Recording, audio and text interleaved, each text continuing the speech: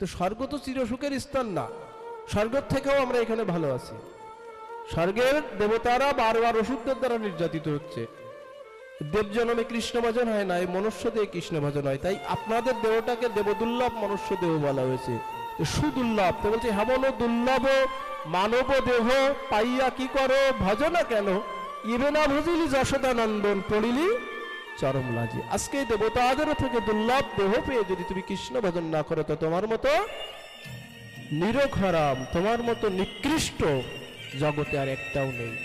কেন তুমি ওয়াদা করে এসেছিলে যে ভজিবি বলে কয়ে আইলি, ভুললি কি সুখ পাইয়া বুঝিবি আবার সমন নগরে নরকে মজিবি যায়। তখন কাঁদলে কোনো কাজ হবে না, দিন বিতা গেল না বুঝিলা তোরে, এখন কি হবে গতি।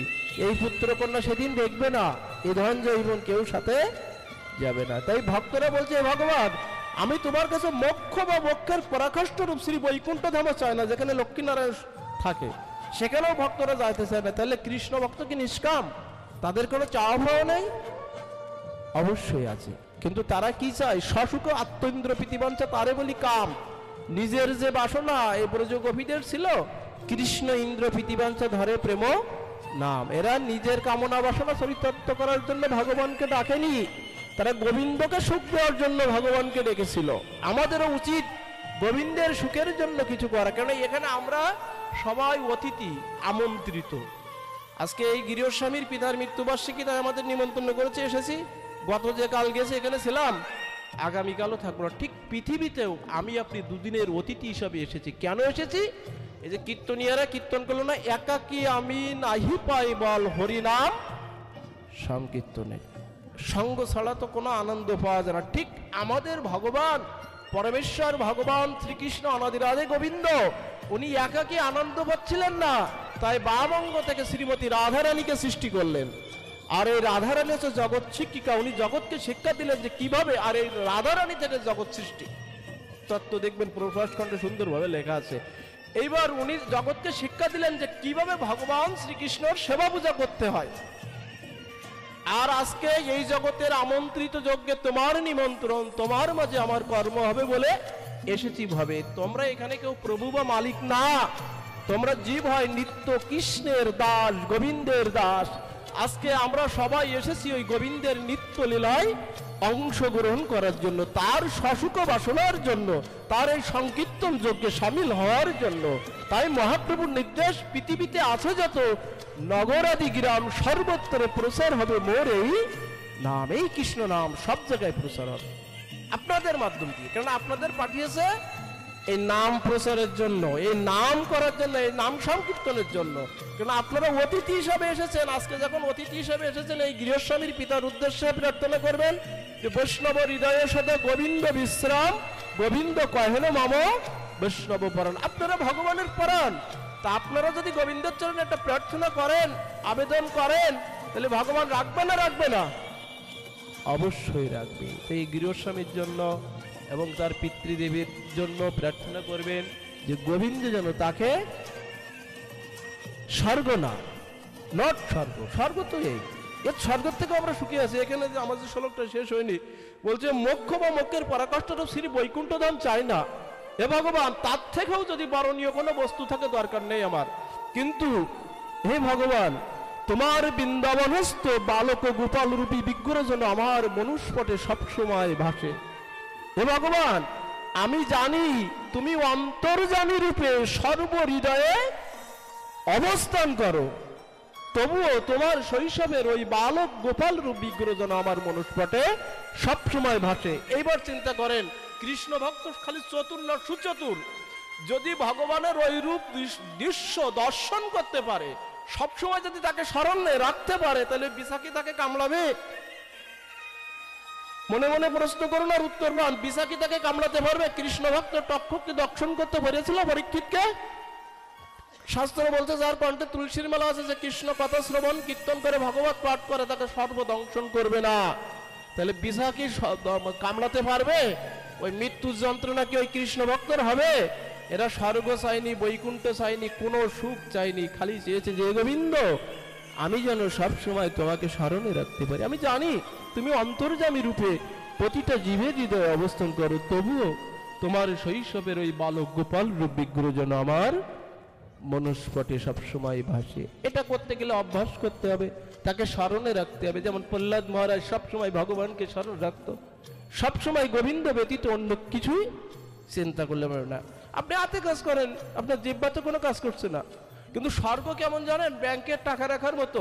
ব্যাংকে টাকা রেখেছেন, টাকা শেষ, চেক দিলে আর কিন্তু আসবে না। তো স্বর্গ যতদিন পুণ্য ততদিন স্বর্গ, আবার কিনে পুণ্যে মত্ত লোকে আসতে হবে, কোনো না কোনো মাতৃ জঠরে আবার আসতে হবে। নরকটির তদ্রূপ। কিন্তু যদি আমরা গোবিন্দের চরণে পৌঁছতে পারি তাহলে আমাদের এই জম্মুময় দ্বীপে আর আশা লাগবে না।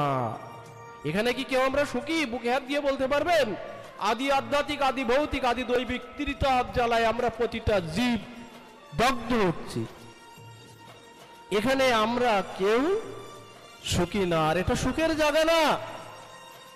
এখনই দেহ রাখবো, ঘরে তুলবে না, বাইরে রেখে দেবে। যদি পারে সৎকার করবে, না পারলে কি করে? আগে দেখেছি মাদুরের সাথে বেঁধে রেখে দেয়, রাত্রে কেউ জাগবে না, মরার ভাষে কেউ থাকতে চাবে না। যে আবার কত গালি দেবে যে মরার সময় পাইলো না এই রাত্রে, তো সে তো গেছে আর আমাদের সবাইরে জ্বালাচ্ছে, মনে মনে বলতেই থাকবে। এটাই তো সংসারের নিয়ম। বৈদিক সাহিত্যে গরুল পুরাণে বলছে, একটা ব্যক্তি যখন দেহ রাখার পরে জম্পাল দিয়ে তার গলা বেঁধে দেওয়া হয়, ওই আত্মা কিন্তু ঘুরে ফিরে বেড়ায়। সে সবই অনুভব করতে পারে কিন্তু কথা বলতে পারে না। সে বারবার এই দেহের ভিতরে ঢুকতে চায় কিন্তু সে ঢুকতে পারে না। সে দেখে যে তার এই স্বজন বন্ধু বান্ধব এরা যারা আপন ছিল তারা কি করছে, নির্মমভাবে আমাদের সাথে কি ব্যবহার করা হয়। কিন্তু কিছু কিছু ভক্তরা এখন তাদের পিতামাতা বা অন্যরা দেহ রাখলে তাদের জন্য খুব সুন্দর সিস্টেম করেছে, পরিষ্কার করে স্নান করিয়ে তিলক চন্দন পরিয়ে কৃষ্ণ নাম করতে করতে তার দেহ সৎকার করে। আমাদেরও প্রতিটা জীবেরই উচিত যে সে গত হয়ে গেছে বলে তার সাথে খারাপই করা যাবে না। যতটুকু সময় সে আমার গৃহে আছে তাকে অবশ্যই এ করতে হবে, কারণ আমারও তো মৃত্যু একদিন হবে, আর আমার অনুসারী যারা এরাও আমাকে দেখে শিখবে। আজকে চিন্তা করে দেখেন, এই শীতের রাত্রে আমরা কত, এই দেহটা যেটা আমার না, এই দেহ মহাপ্রভুর কাছে সনাতন গোস্বামী প্রশ্ন করছিল, প্রভু আমি কে, কোথা থেকে এলাম, আর মৃত্যুর পরে কোথায় যাব? আমরা তো আমার দেহ বলে কত রূপের অহংকার, জ্ঞানের অহংকার, বিদ্যার অহংকার, ধনের অহংকার আছে না? কিন্তু এই রূপ ধন বৃদ্ধ বয়সে থাকবে না, রূপ থাকবে না সেদিন। বিদ্বান ব্যক্তিও অসুস্থ হয়ে পড়ে থাকলে তাকেও কেউ দেখবে না। ধনী ব্যক্তিও অসুস্থ হয়ে পড়ে থাকলে, যে রতন টাটা কিছুদিন আগে মারা গেল, তার টাকা পয়সা কোন কাজে লাগবে? কোনো কাজে লাগবে? কোনো কাজে লাগবে না। এই জন্য সব কিছুর মূল কথা গোবিন্দের চরণ, আর আমাদের ভক্তদের মাথা নত করতে হবে। তেমনি ভাবে দেখেন, মহাভারতের যুদ্ধের আগের দিন রাত্রে ভগবান শ্রীকৃষ্ণ যুধিষ্ঠির মহারাজকে পাঠালেন। কৌরব মাতার নাম কি ছিল? গান্ধারী, যে তুমি তার কাছ থেকে আশীর্বাদ নিয়ে আসো। আমরা তো অহমিকা জীব, আমাদের ভিতরে অহংকার, আমরা মাথা নত করতে চাই না। রবি ঠাকুর বলে গেছে, আমার মাথা নত করে দেওয়া হয় তোমারই চরণ ধুলি তলে। আমরা যখন বৈষ্ণব চরণে, সাধুর চরণে আত্মসমর্পণ করে মাথা নত করবে, তিনি কিন্তু আমাদের অভিশাপ দিবেন। অভিশাপ দিলেও সেটা আশীর্বাদ হবে। যেমন দেবশ্রী নারদ ধনবীর কুবীরের দুই পুত্রকে অভিশাপ দিয়েছিল, সেই অভিশাপের জন্য তারা কৃষ্ণ প্রাপ্তি হয়েছিল। তো সবাই তো অভিশাপ দিবে না, আশীর্বাদ দিবে। দেখেন, যুদ্ধ অংশগ্রহণ করার আগে যুধিষ্ঠির বিজয়ের বর পেয়ে গেল। যখন সন্ধ্যা আরতি হচ্ছে, সন্ধ্যা প্রদীপ দিয়ে তুলসী তলায় রাজমাতা গৃহে প্রবেশ করছে, এমন সময় পঞ্চপাণ্ডবের জ্যেষ্ঠ ভ্রাতা যুধিষ্ঠির জেঠিমাকে ডাকছে, যে জেঠিমা। তো উনি বুঝতে পেরেছে যে যুধিষ্ঠির এসেছে, কিন্তু যেহেতু শত্রু হোক, কালকে যুদ্ধ হবে, তা উনি চিনেও না চিনার ভান করছে। বলছে, কে তুমি? তো বলছে, জেঠিমা আমি আর কেউ নয়, তোমারই পুত্র যুধিষ্ঠির। সে বলছে, কি জন্য এসেছো? আগামীকাল তো যুদ্ধ, আর তার মানে তুমি আমাদের শত্রু ভোগ, তো আজকে রাত্রে তুমি কিসের জন্য এসেছো? তুমি কি রাজ সিংহাসন আমার কাছে চাইতে এসেছো? না না, আমি ওটা তোমাকে দিতে পারবো না, তুমি ফিরে যাও। বললো, না জেঠিমা, আমি ওই জন্য আসিনি, আমি এসেছি তোমাকে প্রণাম করতে, আশীর্বাদ নিতে। বলছে, হ্যাঁ। তো বললো, না ওই ঘরের ভিতরে দাঁড়িয়ে হবে না, ওটা কাম কামনার ঘর, ওখানে মোহ মায়া আচ্ছাদিত, তুলসী তলায় আসো। মৃত্যুর পরে তোমাকে আমাকে কোথায় রাখবে? এই তুলসী তলায়, ওই কামকামনার ঘরে আর ওই রাত্রেও রাখবে না, তুলসী তলায়। আর ওখানে গেলে মানুষ একটু কি ভক্তি আসে। আজকে বিন্দাজি আছে কৃষ্ণ প্রেম ভক্তি দান করবে, এখানে চতুরতা দূরীভূত হয়ে যাবে। তো বলছে জেঠিমা পিছনে কৃষ্ণ আছে, কৃষ্ণ শিখিয়ে দেওয়া কথাগুলো, যে আপনি দরজা থেকে ঘর থেকে নেমে তুলসী তলায় আসেন, আমি আপনাকে প্রণাম করব। তো উনি আসছেন কেন? বলছে তুমি বাক চতুরতা খুব শিখেছো, শিখবে না কেন? তুমি তো কৃষ্ণের সাথে থাকো, কৃষ্ণের সাথে থেকে থেকে বাক চতুরতা খুব সুন্দরভাবে শিখেছো। তো বলছে হে মা, তুমি তো আমার মারও বড় দিদি, অর্থাৎ তুমি আমার বড় মা। এইসব কথা শুনে উনি বলছে তুমি তো খুব বাক চতুরতা শিখেছো কৃষ্ণের সাথে থেকে থেকে, তা কি করতে হবে? যে তুমি আমাকে এই আশীর্বাদ দাও, কুরুক্ষেত্রের যুদ্ধে যদি আমি মৃত্যুবরণ করি, যুদ্ধে তো জয় পরাজয় হবে, মৃত্যু হতে পারে, তা আমার জন্য মৃত্যু হইলে আমি গোবিন্দের চরণ পাই। তোমরা তো কৃষ্ণের সাথে আছো। তো বলছে না, যদি পৃথিবীতে আসা লাগে তো কোনো কৃষ্ণ ভক্ত মায়ের গর্ভে যেন আসতে পারি, আর এসে যেন গোবিন্দকে স্মরণ করতে পারি। এই বলে উনি প্রণাম করলেন। প্রণাম করলে রাজমাতা বলল ধর্মের জয় হোক, যে পক্ষে ধর্ম আছে সেই পক্ষের জয় হোক, ততস্থ। ভগবান বলল হয়ে গেছে, যুদ্ধ করার আগে তোমার জয় হয়ে গেছে। কেননা তিনি সতী নারী, সে তোমাকে আশীর্বাদ দিয়ে দিয়েছে যে যুদ্ধে ধর্মেরই জয় হবে। তা আমার ভগবান শ্রীকৃষ্ণ যে পক্ষে আছে সে পক্ষে কি অধর্ম হতে পারে? কখনো না। এই জন্য ওই পক্ষে যতই মহারথীরা থাকুক না কেন, একলা ঈশ্বর কৃষ্ণ আর সব ভিত্ত। ভগবান যদি আমাকে আমার পক্ষে থাকে, আমি যদি তাকে স্মরণে রাখতে পারি, আপনি আমাকে পা ধরে টানেও নামাতে পারবেন। উনি যদি আমার চুলটা স্পর্শ করে রাখে, তাহলে আমরা ভগবানের স্মরণ করবো না? করবো না। যুধিষ্ঠিরকে বললো যাও ভ্রাতা, তোমাদের যুদ্ধে জয় নিশ্চিত, যেহেতু রাজমাতা তোমাদের আশীর্বাদ দিয়ে দিয়েছে। এই জন্য আমরা সাধুগুরু বৈষ্ণবকে অবশ্যই শ্রদ্ধার সহিত প্রণাম করব, কখনো তাদের নিন্দা করব না। বৈষ্ণব বিদ্বেষী না পায় শ্রীকৃষ্ণের চরণ। পঞ্চপাণ্ডবের রাজসভায় যখন দ্রৌপদীর বস্ত্রহরণ হচ্ছিল, তো ওই সময় যুধিষ্ঠির, ভীম, অর্জুন, নকুল, সহদেব সহ পিতামহ ভীষ্ম, তবে সব মহারথীরা ছিল না। তো যখন দ্রৌপদীর বস্ত্রহরণ হচ্ছিল, এটা তো অন্যায় ছিল না? অর্জুনের সামনে কোনো ধনুর্ধর দাঁড়াইতে পারতো না, ভীমের গদার সামনে কেউ দাঁড়াতে পারতো না। তো তাদের সামনে তাদের সহধর্মিনীর যখন বস্ত্রহরণ হচ্ছিল, তারা কেন তাকে রক্ষা করলো না? এই প্রশ্নটা আমাদের মনে আসে না? যে ভগবান তুমি যে পক্ষে ছিলে, কৃষ্ণ ভগবান তুমি যে পক্ষে ছিলে, সেই পক্ষে তারা পাশা খেলা করলো কেন? আর পাশা খেলা করলো, পাশা খেলা করে তার দ্রৌপদীকে ফোন রাখলো। আর এই রাজসভায় পাঞ্চালী দ্রৌপদীর যখন বস্ত্রহরণ হচ্ছিল, এরা কেন তাকে রক্ষা করলো না? এটা আমাদের প্রশ্ন আসতে পারে যে ভগবান যে পক্ষে, তারা কেন অন্যায়ভাবে পাশা খেলবে? ওই সময় যুধিষ্ঠির মহারাজ ভগবানকে বলেছিল যে কৃষ্ণ তোমাকে না ডাকলে তুমি আসবে না, তোমাকে যখনই আমরা স্মরণ করব তুমি আসবে। যদি কৃষ্ণ থাকতো তো ওরা তো পাশা খেলা করতে পারতো না, আর পাশা খেলায় তো পরাজয় হতো না, তাই কি ভগবান আসেনি? আমরা হয়তো চিন্তা করতে পারি যে ভগবান পঞ্চপাণ্ডবের পক্ষে ছিল আর তারা এই ধরনের অন্যায় কাজ করলো, ভগবান কেন সমর্থন করলো? এটা জগৎজীবকে দেখানোর জন্য এই লীলাটা। তো যখন দ্রৌপদীর বস্ত্রহরণ হচ্ছে, দ্রৌপদী মনে করেছিল আমার এই পঞ্চ স্বামী এরা সর্বশক্তিমান, এরা হয়তো আমাকে রক্ষা করতে পারবে, এই জন্য উনি তাদের পরে নির্ভর করেছিল। কিন্তু দুঃশাসন যখন চুলির মুঠি ধরে টানতে টানতে নিয়ে আসলো, দ্রৌপদীর গায়ে শত হস্তির শক্তি ছিল, কিন্তু সেদিনও সে ভুলে গেল। বিপদের সময় কিন্তু মনে আসে না। এই জন্য কি হলো, দ্রৌপদীর যখন বস্ত্রহরণ করছে, ওর পঞ্চম স্বামী সহ যারা সবাই এই সবাই বসে আছে, কেউ কিন্তু তাকে রক্ষা করছে না। আমি আপনি মনে করেছিলাম এই সংসারে স্ত্রী, পুত্র, স্বজন, বন্ধু বান্ধব, কত শিক্ষিত সমাজ রয়েছে আমার পাশে, আমি যদি বিপদে পড়ি এরা আমাকে রক্ষা করবে, কিন্তু এরা কেউই আমাকে সেদিন রক্ষা করতে পারবে?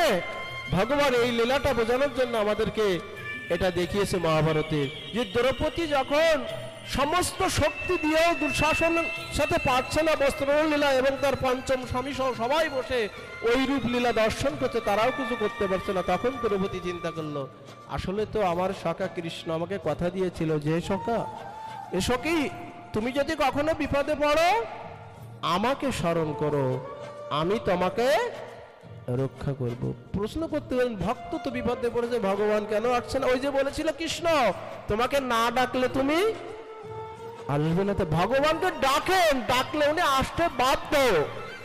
তাই যখন দ্রৌপদী তো হচ্ছে না, তখনই মধুসূদনকে স্মরণ করেছিল। যতক্ষণ পর্যন্ত দুবাহু প্রসার করে মধুসূদনকে স্মরণ করেনি ততক্ষণ কি কিন্তু ভগবান আসেনি। তাই বলছে এই সংসারের জীব, তোমরা যদি দুঃখ কষ্ট সহ্য করতে না পারো আমাকে স্মরণ নাও। সর্বধর্মাং পরিত্যজ্যাং মামেকং শরণাং ব্রজ অহং তং সর্ব পাপ মোক্ষয়ামি মা শুচি। সর্বপ্রকার ধর্ম বাদ দিয়ে একমাত্র আমার শরণাগত হও, আমি তোমাকে সকল পাপ থেকে মুক্তি করবো, এই বিষয়ে তোমার কোনো সন্দেহ নাই। তখন দ্রৌপদী দুবাহু প্রসাদ করে ত্রাহিমাং মধুসূদন রক্ষমাং মধুসূদন, তাকে রক্ষা করেছিল কে? দ্রৌপদীর লজ্জাহরি করিলেন নিবারণ। তখন ওই 12 হাত কাপড় কি ফুরিয়েছিল? তাহলে আমাদের কাকে বিশ্বাস করতে হবে? জোরে বলেন, কাকে ভক্তি করতে হবে?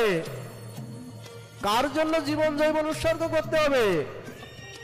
কৃষ্ণ ছাড়া জগতে কিন্তু কোনো বন্ধু নেই। এই জন্য মহাপ্রভু আমাদের কলিহত জীবের জন্য কত সুন্দর পথ দেখিয়ে গেছে। কি শয়নে, কি ভজনে, কিবা জাগরণে, অহনিশি কৃষ্ণ চিন্তা করহ বদনে। এই কৃষ্ণ নামের কোন জাতি কুলাতি বিচার নেই, সূচি অসুচি নেই।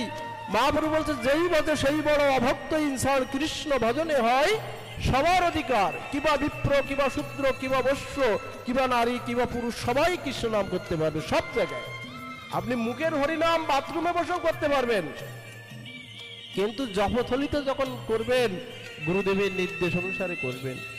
অনেক শাস্ত্রে দেখেছি পাদুকা ভাই দিয়েও নিষেধ আছে। আমাদের তো 18টা পুরাণ, কিন্তু আমরা রান্না করছি এক হাতে জপের থলি, এক হাতে রান্না করছি, এটা রাসও থলি। তাহলে এর একটা তো সম্মান আছে। রাস্তায় হাঁটতে হাঁটতে যাচ্ছি, মুরগির পায়খানা ঠাইখানা অনেক কিছু থাকে, ওর পর দিয়ে চলে যাচ্ছি, হরে কৃষ্ণ হরে কৃষ্ণ। আপনি মুখের নাম সব জায়গায় করা যাবে, কিন্তু জপথলিতে যখন করবেন সেটা গুরুদেবের নির্দেশ অনুসারে করবেন। এমনও ভাবে শাস্ত্রে লেখা আছে অনাশ্রিত ভাবে জপমালায় জপ করতে নেই। আপনার কোনো আশ্রয় নেই, আপনি জপমালায় জপ করছেন, পাদুকা ভাই দিয়েও জপ করতে নেই, শাস্ত্রে লিপিবদ্ধ আছে। আমাদের 18টা পুরাণ সবার পক্ষে তো শেষ করাও সম্ভব না। এজন্য সদ্গুরুর আশ্রয় গ্রহণ করে আমাদেরকে সঠিক মাধ্যম জানতে হবে। আর এই যে নম নম তুলসী, আমরা তো প্রথমে বললাম শ্রীকৃষ্ণ প্রিয়সী বোঝে রাধা কৃষ্ণের চরণ পাবো এই অভিলাষী, যদি তুমি কৃপা করো। আমরা অনেক সনাতন ধর্মের বাড়িতে যে দেখি যে তুলসী দেবীকে সেভাবে তারা সেবা পূজা করে না। আরে তুলসী দেবী ব্যতীত তোমাকে আমাকে গোবিন্দ চিনবে না। যদি বৃন্দাজি তুলসী মহারানীর কৃপা হয় তাহলে আমরা বলবো যে রাধা কৃষ্ণকে পাবো, নতুবা সম্ভব না। যার কণ্ঠে এখানে বলছে তুলসীর হার জেনা পরে সার, মৃত্যুর পরে যমলায় হবে তার বাস। আমাদের তুলসীর মালা কণ্ঠে নিতে হবে। কোন জাতিগুলাদি বিচার করেনি মহাপ্রভু, সবাই তুলসীর মালা গলায় নিতে পারবেন।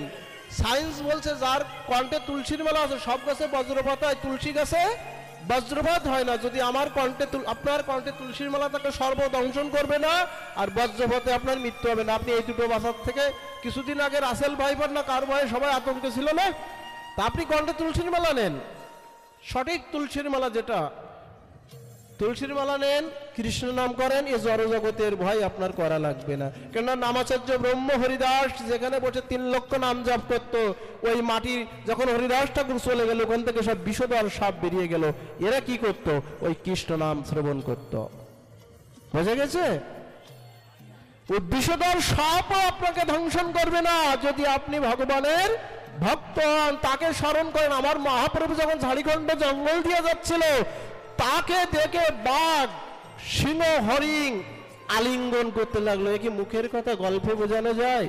ভাবের উদয় হলো, যাকে দেইকা বদনে আইসে কৃষ্ণ নাম, সেই সে বৈষ্ণব যাইও নিশ্চয়। আজকে দেখেন এই শীতের রাত্রে আমার মতো অধমের কথা আপনারা শ্রবণ করছেন ঈশ্বরের কৃপায়, কৃষ্ণ কৃপায়। আর যারা স্বয়ং মহাপ্রভু এসেছে, স্বয়ং ভগবান রাধা কৃষ্ণ মিলিত দেন, উনি জঙ্গলের পথ দিয়ে যখন যাচ্ছে তাকে দেখে বাঘ সিংহ হরিণ এক ঘাটে জল খাচ্ছে আর আলিঙ্গন করছে, কৃষ্ণ নাম করছে।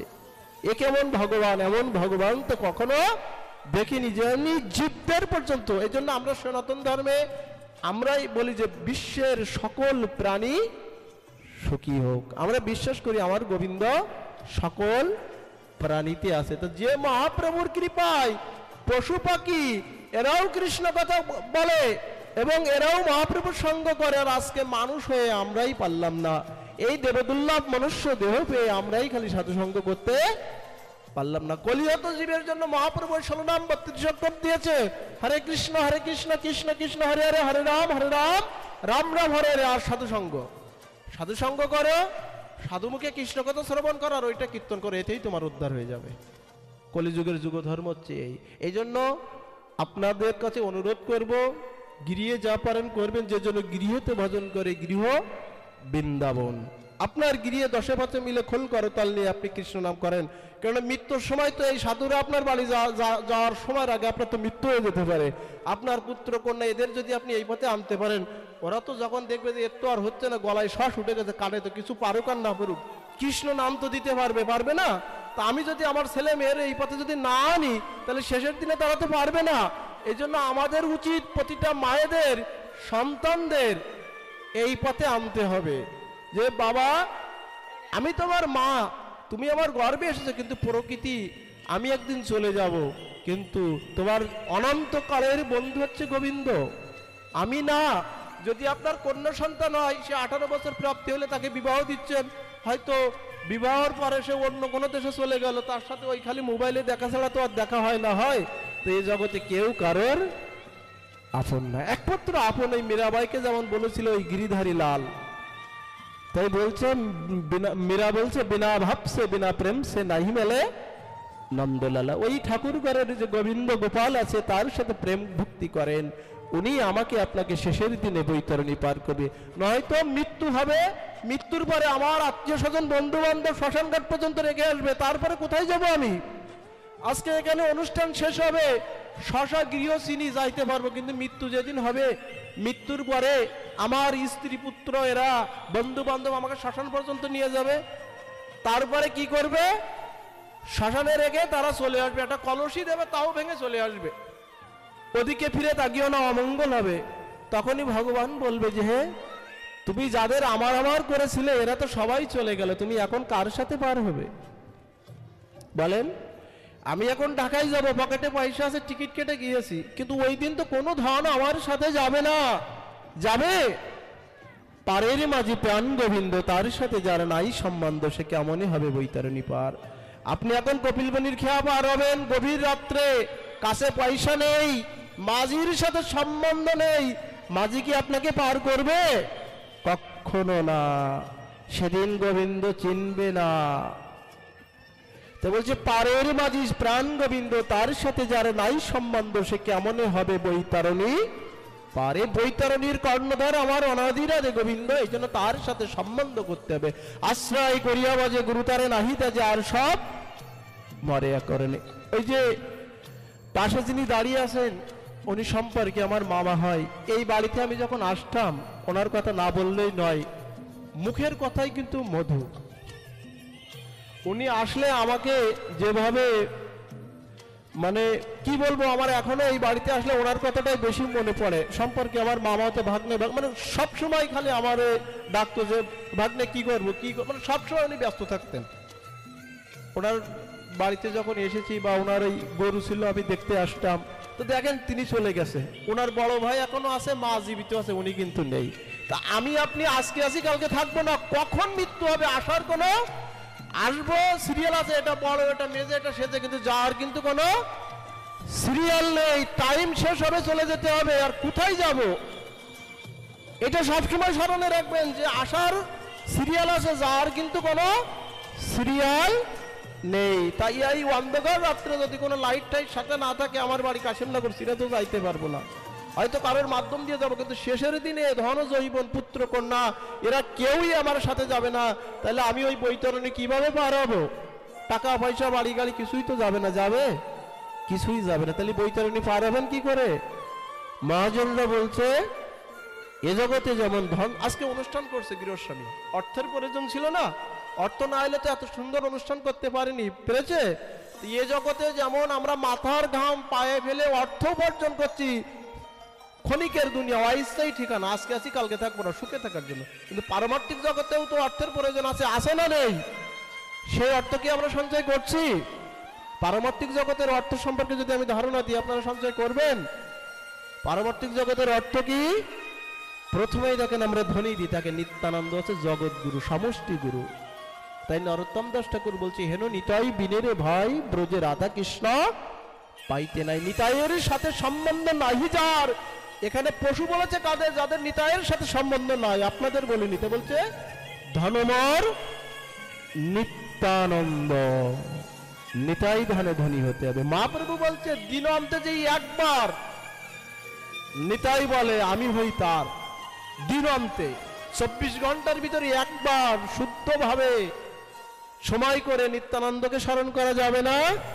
যদি পারেন, মহাপ্রভু বলছে দিনন্তে যে নিতাই ভাজে আমি হই তাই। তাই নরোত্তম দাস ঠাকুর এখানে বলছে নিতাই পদ কমল কোটি চন্দ্র সুশীতল,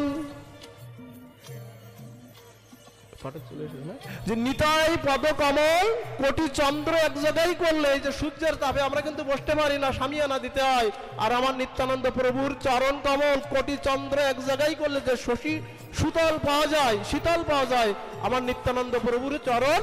তাই তো বলছি হেন নিতাই বিনেরে ভাই ব্রজে রাধা কৃষ্ণ পাইতে নাই। তাহলে আমাদের ধন হচ্ছে নিত্যানন্দ প্রভু, ধনবর নিত্যানন্দ। এ জগতে যে মায়েদের শব্দ মানে বিবাহিত যারা বা যাদের বিবাহ হয়েছে অনেক আগে, তাদের যদি স্বামী না থাকে, ওই মায়ের কি সংসারে কেউ মূল্যায়ন করে? এ জগতে স্বামী না থাকলে যেমন কোনো মায়ের সুখ নেই, সংসারে তারা অবহেলিত নির্যাতিত, ঠিক তদ্রূপ পারমার্থিক জগতেও আমাদের একজন স্বামীর প্রয়োজন আছে। সেই স্বামীকে